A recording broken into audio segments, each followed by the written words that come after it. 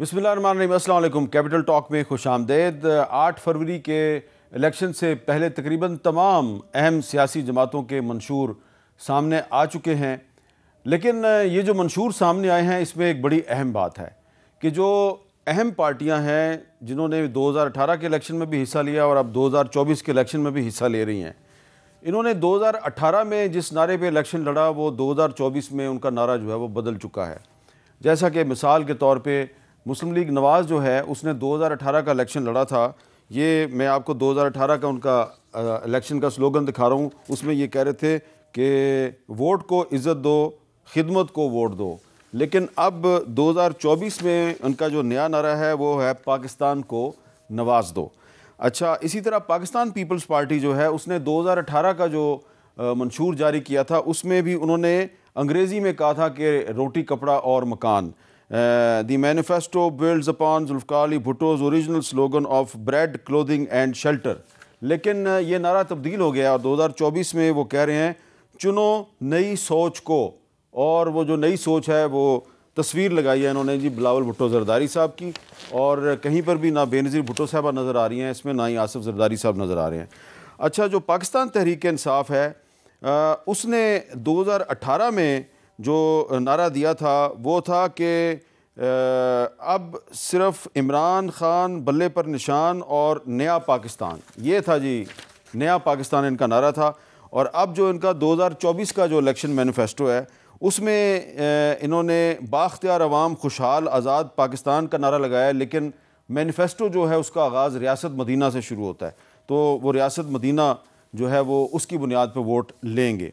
तो ये जो पिछले नारे थे ये क्यों भुला दिए गए या फरामोश कर दिए गए, और जो नए नारे हैं क्या अवाम इन नारों की बुनियाद पे, मंशूर की बुनियाद पे सियासी जमातों को वोट डालेंगे या शख्सियात की वजह से वोट डालेंगे? इस पर गुफ्तगू करेंगे। हमारे साथ मौजूद हैं बैरिस्टर ज़फ़रुल्लाह खान साहब, सीनियर रहनुमा हैं पाकिस्तान मुस्लिम लीग नून के, और मंशूर की तैयारी में भी इनका बड़ा किरदार है।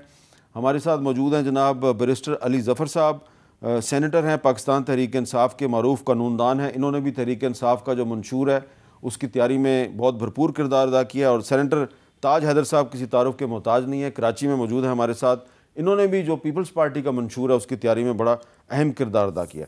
सबसे पहले मैं आपसे जानना चाहूँगा ज़फ़रुल्लाह साहब, वो जो वोट को इज़्ज़त दो का नारा था, क्या उसको फरामोश कर दिया गया और अब ये जो पाकिस्तान को नवाज दो का नारा मुतारफ़ करवाया गया, इसका क्या मतलब है? थैंक यू मीर साहब। पाकिस्तान को नवाज दो का मतलब ये है कि अब वक्त आ गया है कि हम हर शय पाकिस्तान के लिए करें, और उसी का हिस्सा है कि वोट की जब तक ताकत होगी, पार्लियामान जमहूरियत मजबूत नहीं होगी तो, या लोकल गवर्नमेंट का पावर नहीं होगी तो पाकिस्तान को हम नहीं नवाज सकते। हमने इन चीज़ों को इस दफ़ा बड़ी वसी कंसेंसस के साथ पार्टी के छोटे टीयर से लेकर दानिशवरों तक हमने लेके इस दफ़ा अमली चीज़ें बताई हैं कि पाकिस्तान में लोगों की एम्पावरमेंट या इज़्ज़त कैसे होगी। मैं एक मिसाल देता हूँ कि लोकल गवर्नमेंट को देख लें।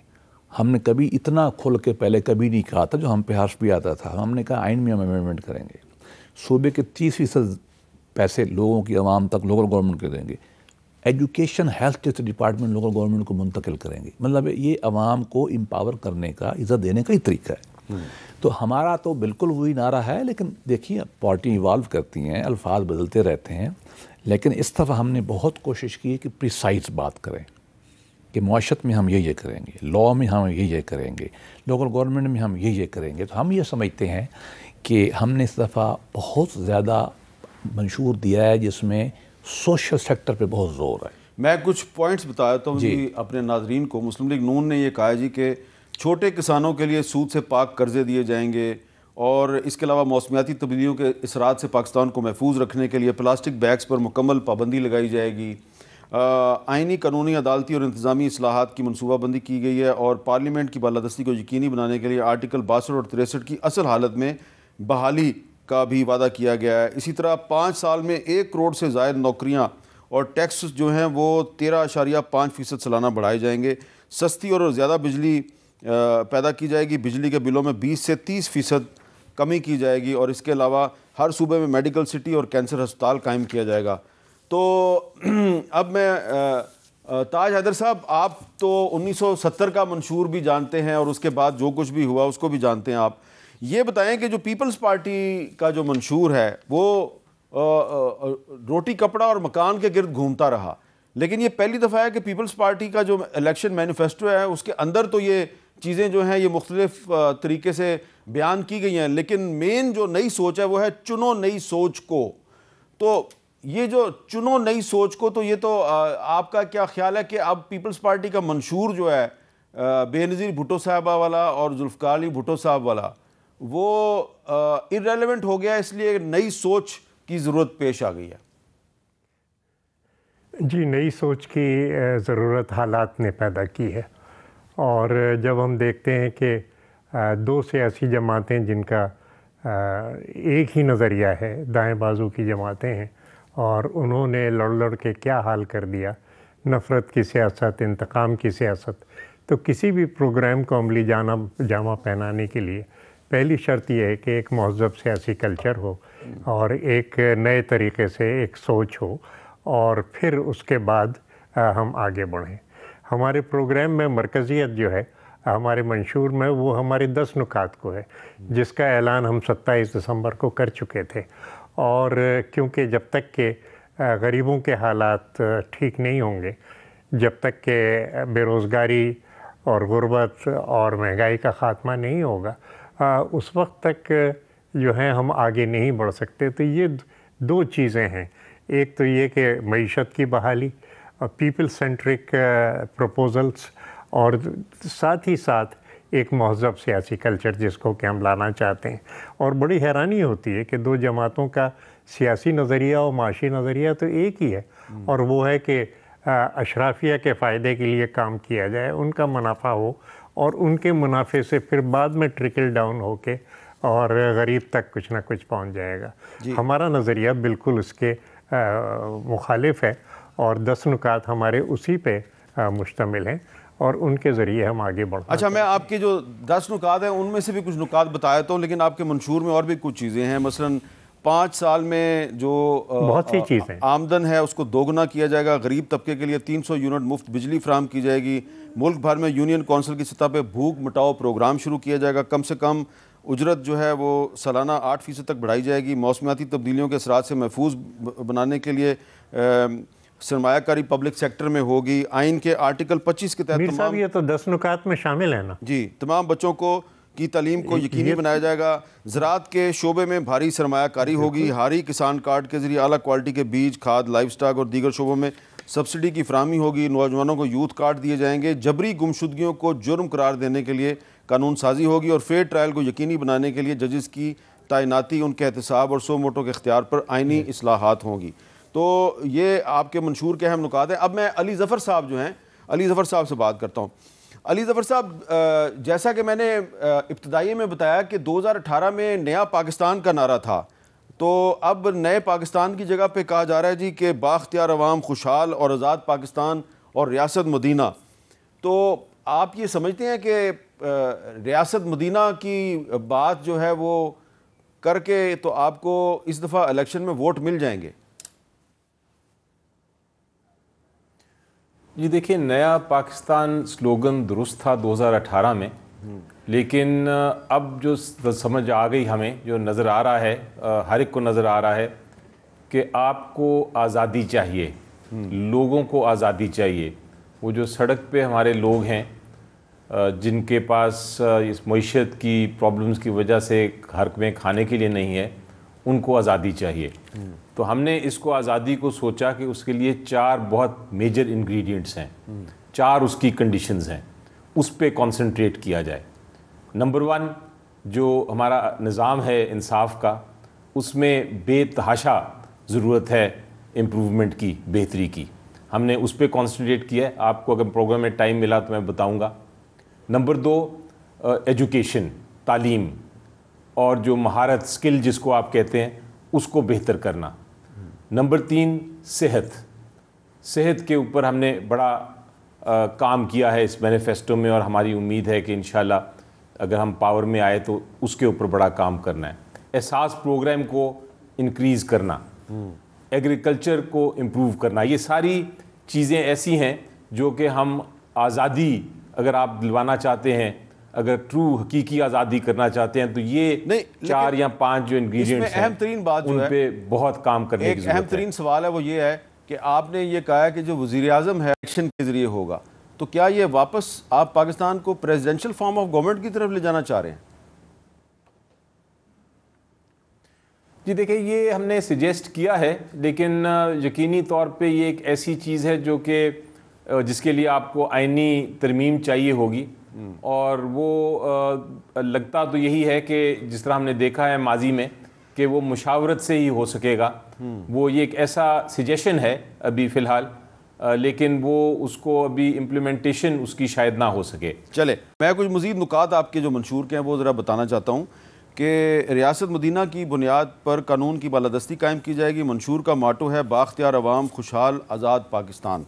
تمام بے گھر خاندانوں کو چھت فراہم کی جائے گی، صحت کارڈ کو مزید بہتر کریں گے، سب کا احتساب ممکن بنائیں گے، میڈیا کو آزاد اور صحافت کا ضابطہ اخلاق بنائیں گے، خواتین کے اختیارات اور خواتین کا 25% کوٹا قائم کیا جائے گا، وزیر اعظم کو براہ راست عوامی رائے سے منتخب کیا جائے گا، کابینہ 10 مشیروں اور 15 ماہرین پر مشتمل ہوگی، تمام قومی اور صوبائی اسمبلیوں کی مدت 4 سال اور سینٹ کی مدت 5 سال کریں گے، اور 50% سینیٹرز کو براہ راست عوامی ووٹ سے منتخب کیا جائے گا۔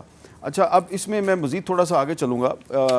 ظفر اللہ صاحب، آپ کے منشور میں یہ کہا گیا جی کہ 62 آرٹیکل 62 اور 63 کو اوریجنل فارم میں بحال کیا جائے گا۔ سوال میرا آپ سے یہ ہے کہ جو جنرل ضیاء الحق کے دور میں جو 62(1)(f لائی گئی تھی صادق اور امین والی، کچھ لوگ کہتے ہیں یہ تو ایک اسلامی شک ہے، اور مسلم لیگ نون جو ہے وہ تو ایک رائٹسٹ پارٹی تھی، لیکن وہ تو سیکولر جماعتوں کے پیچھے لگ کے ایف کو اگر ختم کر رہی ہے تو یہ اسلامی شکوں کے پیچھے لگ گئی ہے۔ وہ کون سا اسلام تھا جو امیر المومنین ضیاء الحق صاحب لائے تھے؟ اس کی تو آج تک پوری تو آپ کہتے ہیں کہ 62(1)(f اسلامی شک نہیں ہے؟ نہیں، میں دیکھیے ہمارا پاکستان کا آئین 1973 کا بھی اسلامی تھا، مفتی محمود صاحب نے سائن کیے، غلام ہزاروی نے کیے، شاہ نورانی نے کیے، پیچھے مولانا مودودی صاحب جیسے بڑے لوگ، پروفیسر غفور نے کیے، سب نے کی۔ دیکھیے یہ میں کہنا نہیں چاہتا، ہم ان چیزوں کو الجھاتے ہیں۔ آپ نے امام مسجد منتخب کرنا، اس کی اور شرائط ہوتی ہیں، ممبر آف پارلیمنٹ کی اور شرائط ہوتی ہیں، اور یہ ایسی ویگ قسم کی باتیں جو طے نہیں ہو سکتی۔ میں آپ کو کہتا ہوں آپ صادق ہیں، آپ کہتے ہیں، وہ کہتا ہے نہیں ہے، تو ہم کیا کریں گے؟ اسی پہ لڑتے رہیں گے۔ آپ نے ملک کا شر دیکھ ہی لیا، عدالتوں نے اس کے بارے میں لکھا، تمام پارٹیوں نے لکھا۔ میں آپ کو اگلی بات بتا دیتا ہوں، پیپل پارٹی بھی یہ کہتی رہی ہے، پی ٹی آئی کہتی رہی ہے یہ بات، ہم بھی کہتے رہے ہیں۔ ہم تھوڑے اس معاملے میں ذرا کمزور تھے، مجھے ماننا چاہیے، لیکن اب ہمیں بھی کلیئرٹی آ گئی ہے۔ عوام کے نمائندے کے لیے یہ کرائٹیریا جو دنیا میں ہوتا ہے وہی ہونا چاہیے۔ اسلام کے سے کوئی تعلق نہیں ہے، اسلام تو ایک جمہوری ریاست چاہتا ہے۔ اسلام کی 2 تعبیریں ہیں، میں اب علمی بات کر رہا ہوں، کوئی ناراض نہ ہو جائے۔ ایک جناح نے دی تھی اور علامہ اقبال نے، جس کو ہم سبسکرائب کرتے ہیں۔ ایک اس زمانے کے کچھ اور لوگوں نے دی تھی، ٹھیک، عوام نے ان کو قبول نہیں کیا۔ ابھی ہم بھی یہ پارلیمان میں لے کے جائیں گے نا، تو پارلیمان میں عوام کے تمام نمائندے بیٹھے ہوتے ہیں۔ ذرا صاحب نے صحیح کہا ہے، آئینی ترمیمیں تو کنسنسس سے ہوتی ہیں، اور ہم نے اپنے زمانے میں پہلے جو ترمیمیں کی یا پیپل پارٹی نے کی، ہم سب نے مل کے کی ہیں۔ ہم یہ چاہتے ہیں کہ تمام ٹریسز مل کے، میں اور بات کرتا ہوں، 18ویں ترمیم نے اچھا کام کیا تھا۔ ہم نے کچھ چیزیں جو آئی تھی غیر جمہوری زمانے میں، اس کو نکال کے اگر دوبارہ بھی ڈالنا تھا اپنے نام سے ڈالا تھا۔ میں آج اور بات کر رہا ہوں آپ کے سامنے، جہاں جہاں پی سی او کا نام پاکستان کے آئین میں آیا ہوا ہے، پرانے 8ویں فلاں، اس کو فارغ کرنا چاہیے، اور ان میں سے اگر پارلیمان کو چیز سمجھتی ہے تو اپنے نام سے دوبارہ لے آئے۔ ٹھیک، یہ ٹریسز ہمیں ختم کرنے چاہیے۔ اسلام سے کوئی تعلق نہیں ہے۔ اسلام کی ہماری تعبیر وہ ہے جو قائد اعظم رحمۃ اللہ علیہ کی تھی، جو اقبال کی تھی، اسلامی جمہوری فلاحی ریاست ہم نے بنانا ہے، اور اس کے لیے یہ لازم ہے کہ ان کی ایسی باتیں بنا کر لوگوں کو الجھایا نہ جائے، جذباتی جو ہو ہی نہ سکے۔ اچھا تاج حیدر صاحب، اگر مسلم لیگ نون جو ہے وہ کہتی ہے جی کہ ہم نے آرٹیکل 62 اور 63 کو اس کی اصل فارم میں بحال کرنا ہے اور 62(1)(f کو ختم کرنا ہے، تو آپ ان کی حمایت کریں گے یا نہیں کریں گے؟ نہیں، یہ تو میری تجویز تھی جو کہ مسلم لیگ نے لے لی ہے کہ 62 63 کو اس کی اصل شیپ میں، اور خاص طور سے 62(1)(f وہ تو بہت بڑی بے ادبی ہے کہ جو حضور پاک کے القاب ہیں وہ میں اپنے اوپر بھی لگا لوں۔ اور اسی طریقے سے ریاست مدینہ کے بارے میں بھی میرے تحفظات ہیں کہ شاید یہ بے ادبی کے زمرے میں آتی ہے۔ میں اگر اپنی بات کروں تو وہ یہ ہے کہ یہ جو 10 نکات ہیں یہ کوئی نئی چیز نہیں ہے یا ایسی چیز نہیں ہے کہ جن پہ عمل درآمد نہ ہو رہا ہو۔ صوبہ سندھ کے اندر ہم ان پہ عمل درآمد کرتے رہے ہیں اور یہ ایک کامیاب سلسلہ رہا ہے، اور اب اس کو ہم پورے ملک میں پھیلانا چاہتے ہیں۔ لوگ اعتراض کرتے ہیں کہ جی آپ 5 سال میں اجرتیں دگنی کیسے کریں گے؟ وہ اس اعتراض کو کرتے وقت یہ بھول جاتے ہیں کہ اس سال کا جو ہمارا بجٹ تھا اس میں پچھلے سال کے مقابلے میں جو کم سے کم اجرت 25,000 تھی اس کو 35,000 کر دیا گیا تھا۔ سرکاری ملازمتوں کی تنخواہ جو تھی اس میں 35% اضافہ 1 سے 16 گریڈ تک کیا گیا تھا، 16 سے اوپر 30% اضافہ کیا گیا تھا، پینشنوں کے اندر تو یہ چیزیں ہم کر چکے ہیں، اور اب اس کو ہم بڑے پیمانے پہ کرنا چاہتے ہیں۔ اور یہ جو ایک پیپل سینٹرک اپروچ ہے ہماری کہ براہ راست عوام کو سہولت ہو، اور اجرتیں بڑھیں گی تو اس سے معیشت کھڑی ہوگی۔ جب غریب کی قوت خرید بڑھے گی تب وہ مارکیٹ جو ہے وہ اٹھے گا اور سرمایہ گردش میں آئے گا۔ معیشت بڑھانے کا یہ طریقہ نہیں ہے کہ سرمایہ کو آپ چند لوگوں کے ہاتھ میں قید کر دیں اور وہاں سے وہ ملک میں بھی نہ رہے، باہر چلا جائے۔ لیکن تاج حیدر صاحب مسئلہ یہ ہے نا کہ وہ حفیظ شیخ صاحب ہوں یا شوکت ترین صاحب ہوں، پیپلز پارٹی بھی انہی کو استعمال کرتی ہے، تحریک انصاف بھی انہی کو استعمال کرتی ہے۔ لیکن میں نے علی ظفر صاحب آپ سے یہ سوال کرنا ہے کہ یہ جو 62 اور 63 کو اوریجنل فارم میں بحال ہونے کی بات کی جا رہی ہے اور کہا جا رہا ہے 62(1)F جو ہے یہ اس کو ہم ختم کریں گے، آپ کا اس پہ کیا موقف ہے؟ دیکھیں جی 62(1)F جو ہے یہ ایسا ایک آرٹیکل تھا جس کو استعمال کیا گیا بہت سارے سیاستدانوں کے خلاف جب بھی ضرورت پڑی اس کو، اور اس کو ختم ہونا چاہیے تھا، پارلیمنٹ کو کرنا چاہیے تھا، لیکن میری نظر میں اب شاید اس کی ضرورت نہیں رہی، اور وہ اس لیے ضرورت نہیں رہی کہ سپریم کورٹ آف پاکستان نے ابھی حال ہی میں ایک فیصلہ کیا ہے اور کہا ہے کہ 62(1)F صرف ایک خواہش کا اظہار ہے، اس کے اوپر کوئی ایکشن نہیں لیا جا سکتا، اس کے اوپر کسی کو ڈسکوالیفائی نہیں کیا جا سکتا۔ جی تو جو پارلیمنٹ نے نہیں کیا وہ عدالت نے اپنے فیصلے کے ذریعے کر دیا، تو میرا خیال ہے اب 62(1)F رہے یا نہ رہے، بلکہ جتنی بھی پروویژنز ہیں 62 کی وہ اب رہ بھی جاتی ہیں تو اس کا اثر نہیں ہوگا، اس کے جو دانت تھے وہ نکال دیے گئے ہیں، وہ اب ایک خواہش رہ گئی ہے، ایک طرح سے پالیسی فیصلہ ہے، وہ رہ بھی جائے تو کوئی حرج نہیں۔ لیکن اب اہمیت صرف 63 آرٹیکل کی ہے جہاں ڈسکوالیفیکیشنز بڑے واضح طور پہ لکھی ہیں اور اس کی سزا بھی آگے لکھی ہوئی ہے۔ اچھا، تو یہ اب پوزیشن ہے ہماری، اس لیے 62(1)F کا میرا موقف یہ ہے کہ نکل جانا چاہیے تھا لیکن نہیں ہے۔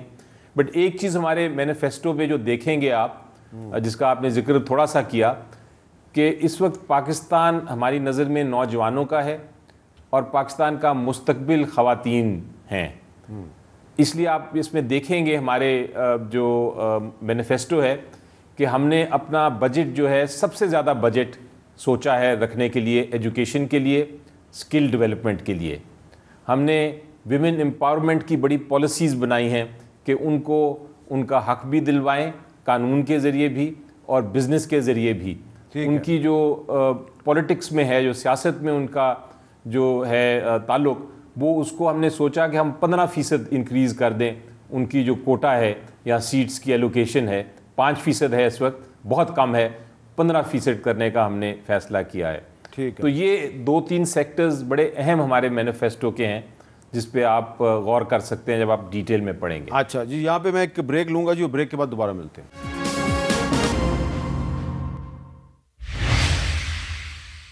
کیپٹل ٹاک میں دوبارہ خوش آمدید۔ ظفر اللہ صاحب، سوال بڑا میرا سادہ سا ہے۔ کہا جاتا ہے کہ جی نواز شریف صاحب جو ہیں وہ 3 دفعہ وزیر اعظم بن گئے یا وہ 4تھی دفعہ بننا چاہتے ہیں، لیکن سوال اس میں میرا یہ ہے کہ 1990 میں جب وہ پہلی دفعہ وزیر اعظم بنے تو ان کی حکومت نے مدت پوری نہیں کی اور 1993 میں ان سے استعفیٰ لے لیا گیا۔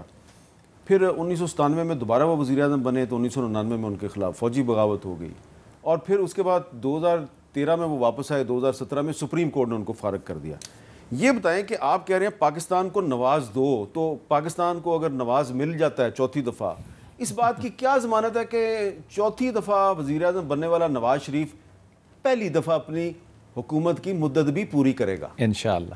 پہلے تو میں بس مختصر پرانی بات پہ تبصرہ کرتا ہوں جس عالی شان عظیم و شان شخصیت نے کہا تھا نا کہ میں ریاست مدینہ بنا رہا ہوں، اس کا پہلا فقرہ تھا قرآن نے نقل کیا ہے، لبثت فیکم عمرا، میں نے آپ کی عمر گزاری ہے، بتاؤ میرا کردار ٹھیک تھا نہیں تھا۔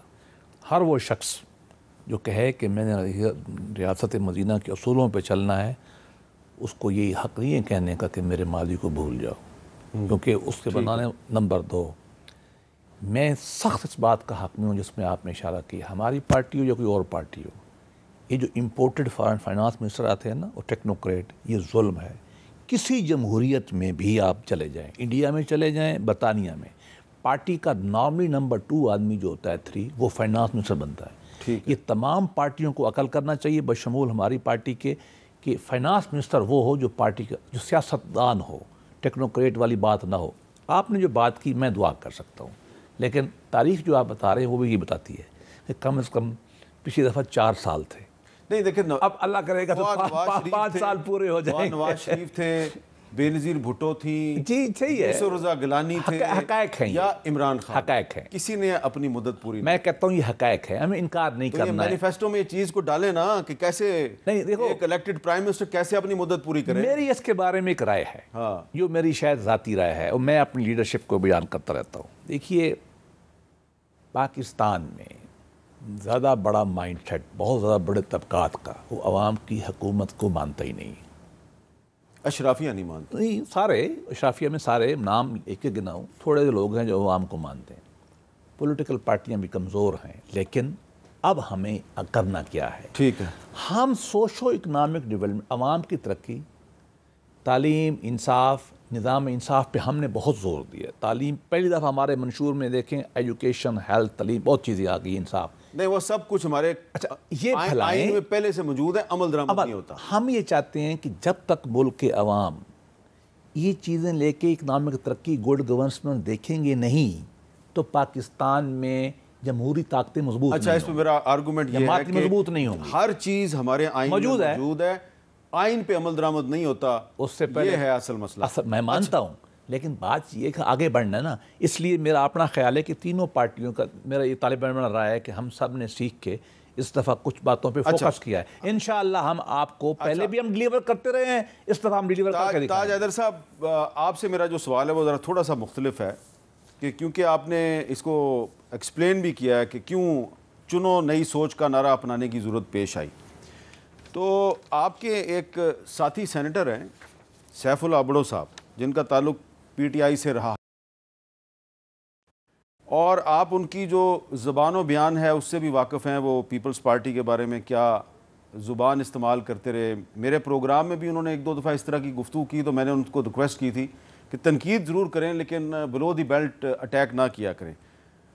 میں ذرا چاہتا ہوں کہ تھوڑا سا آپ کو ریفریش کروں کہ وہ پیپلز پارٹی کے بارے میں کیا کہتے رہے۔ کراچی میں ابھی جو میئر کا الیکشن ہوا ہے نا، پی پی داندلی سے جیتی، مینیج کر کے پی پی کو الیکشن دیا گیا۔ اگر فیئر الیکشن ہو تو پی پی شکست کھائے گی۔ پی پی کا ایک یہاں اسلام آباد میں خاص کر کے ایک صاف چہرہ ہے کہ یہ بڑے ڈیموکریٹک لوگ ہیں۔ آپ سندھ جا کے دیکھیں نا، ان کا چہرہ وہ نہیں ہے جو ہم دیکھنے میں آتے ہیں۔ لاڑکانہ جس کو ذوالفقار علی بھٹو نے کہا کہ یہ پیرس ہے، 2200 لوگ ایڈز میں مبتلا ہو گئے۔ سندھ اس وقت جل رہا ہے، ہمارے پیسے جو ہیں وہ ان کے گھروں میں جا رہے ہیں۔ جس کا لیڈر کہتا ہے نا اہل، ناجائز، تم اہل ہو، تم خان صاحب سے زیادہ اہل ہو، پرائم منسٹر صاحب تمہارے جیسے ملازم بھی نہیں رکھتا۔ بینظیر صاحبہ کے لیے ہر سندھی کو عزت ہے، لیکن جو موجودہ پیپلز پارٹی کی لیڈرشپ ہے ان کی ایسی کوئی قابلیت نہیں ہے کہ ان کے پیچھے یہاں کی پبلک نکلے۔ ہم سارے جو این ڈی پی پی لوگ ہیں ان سب کو ملائیں گے، خان صاحب کے ہاتھ مضبوط کریں تاکہ خان صاحب ان کا مقابلہ کرے، ان کو شکست دے۔ اچھا تاج حیدر صاحب، میرا سوال یہ ہے کہ پیپلز پارٹی کی نئی سوچ کو یہ سیف اللہ ابڑو کی کیا ضرورت پڑ گئی کہ سیف اللہ ابڑو صاحب نے بلاول بھٹو زرداری صاحب کے ساتھ ملاقات کی اور یہ بلاول صاحب کے حق میں وڈرا کر کے دستبردار ہو گئے، کیونکہ یہ بھی لاڑکانہ سے پی ٹی آئی کے ٹکٹ پہ الیکشن لڑ رہے تھے۔ آپ نہیں سمجھتے کہ کال آف فیل میں تضاد ہے؟ آپ نئی سوچ کا نعرہ تو لگا رہے ہیں لیکن سیف اللہ ابڑو جیسے آدمی کو بھی گلے لگا رہے ہیں آپ۔ میر صاحب، صحبت کا اثر ہوتا ہے اور اچھی بات ہے کہ اچھی صحبت ملی اور وہ اس چیز کو سمجھ رہے ہیں، اور انہوں نے خود رضاکارانہ طور پہ وہاں سے مقابلے سے وہ دستبردار ہوئے اور جا کے بلاول صاحب سے ملے اور انہیں تعاون کا اپنے یقین دلایا۔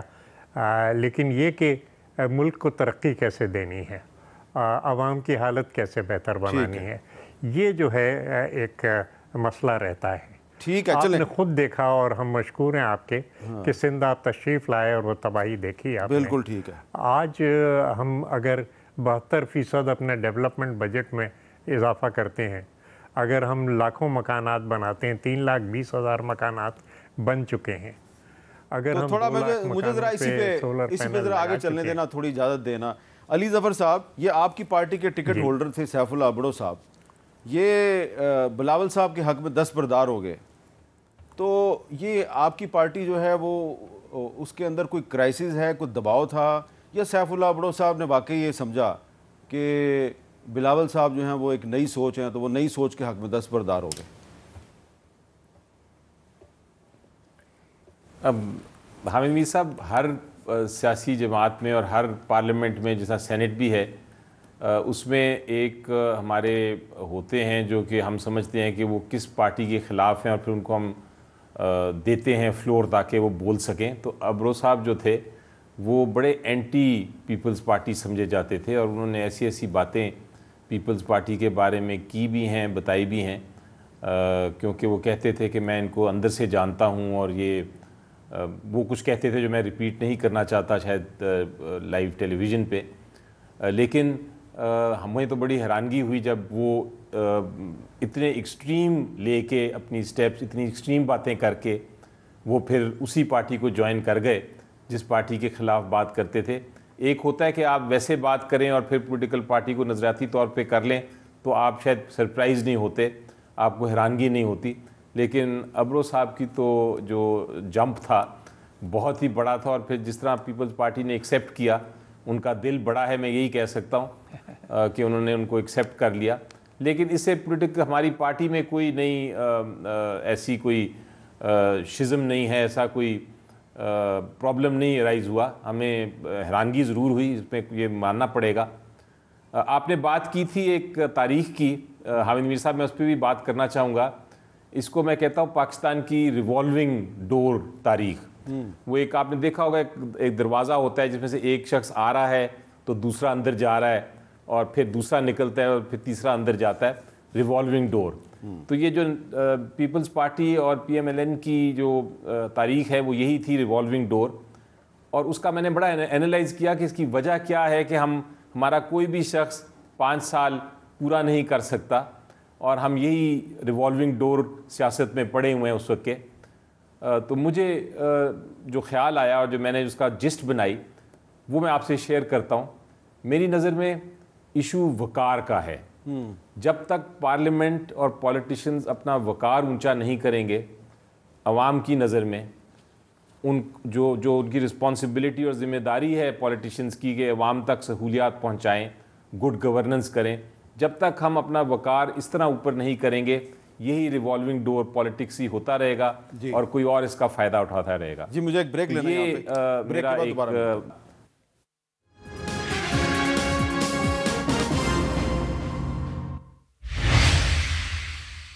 कैपिटल टॉक में दोबारा खुश आमदीद। और अब एक मैं बहुत ही मुख्तसर सा छोटा सा सवाल करूँगा, छोटा जवाब दीजिएगा। आपके मंशूर में ऐसी कौन सी बात है जो मुस्लिम लीग नून और तहरीक इंसाफ और बाकी किसी पार्टी के मंशूर में नहीं है? हमारी पूरे मंशूर के अंदर जो चीज़ चल रही है वो है अवाम को कैसे हम एम्पावर करें, उनके असल वोट को कैसे हम ताकत दें, उनकी मुआशी और समाजी तरक्की कैसे करें। जी, ताज हैदर साहब, पीपल्स पार्टी का जो नया मंशूर है, चुनो नई सोच को, उसमें ऐसी कौन सी बात है जो कि मुस्लिम लीग नून और तहरीक इंसाफ के मंशूर में नहीं है? इसमें हर बात ऐसी है कि जो इनके पास नहीं है। ख़ास तौर से जो मईशत है, उस मईशत को जिस तरीके से ऑर्गेनाइज़ करने की बात है कि जो वसाइल हैं वो उनका रुख अशराफिया की जगह आवाम की तरफ मोड़ा जाए, या जो हुकूक़ की बात हमने की है कि 38D को हमने जस्टिसेबल बनाया है, या ये कि हमने जो इस वक्त सूरत हाल बलूचिस्तान की है उसके ऊपर एक स्टैंस लिया है, और हमने ये भी कहा है कि जो भी जबरी गुमशुदगी है उस पर जो इंटरनेशनल कन्वेंशन है हम उसको साइन करेंगे। ठीक है। या हमने वफाकी आईनी अदालत की बात की है, ठीक है, कि जिसमें हर सूबे की बराबर की, या CCI के परमानेंट सेक्रेटेरिएट की बात की है। अच्छा, मैंने ये किसी इनके मंशूर में नहीं देखी। अच्छा अली ज़फ़र साहब, आप बताएंगे कि तहरीक इंसाफ के मंशूर में ऐसी क्या बात है जो नून लीग और पीपल्स पार्टी के मंशूर में नहीं है?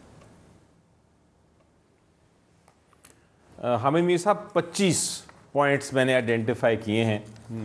आपके पास वक्त नहीं होगा उसका, लेकिन जल्दी बता दें। उसमें आपका इंसाफ, एक्सेस टू जस्टिस, इंसानी हकूक़ पे जो हमने सजेशंस दी हैं, अदालती अपॉइंटमेंट्स के बारे में जो हमने प्रोसीजर बनाया है, डिजिटल हकूक़ उसकी जो बात की है हमने, जो हमने एक चेंज किया है कि गलत फ़ैसलों की रिस्पॉन्सिबिलिटी, अगर गलत फ़ैसले करते हैं ब्यूरोक्रेसी या अदालत, तो उसमें क्या हम उनके ख़िलाफ़ क्या हो सकता है। अच्छा, एक छोटा सवाल, रासा जो मीडिया को किया जा रहा है जबरी गुमशुदगियों उसके ऊपर हमारी रिफॉर्म, जबरी गुमशुदगियों के बारे में पीपल्स पार्टी के मंशूर में एक वाज़ेह चीज़ मौजूद है, लेकिन ये नून लीग और आपके मंशूर में नहीं है।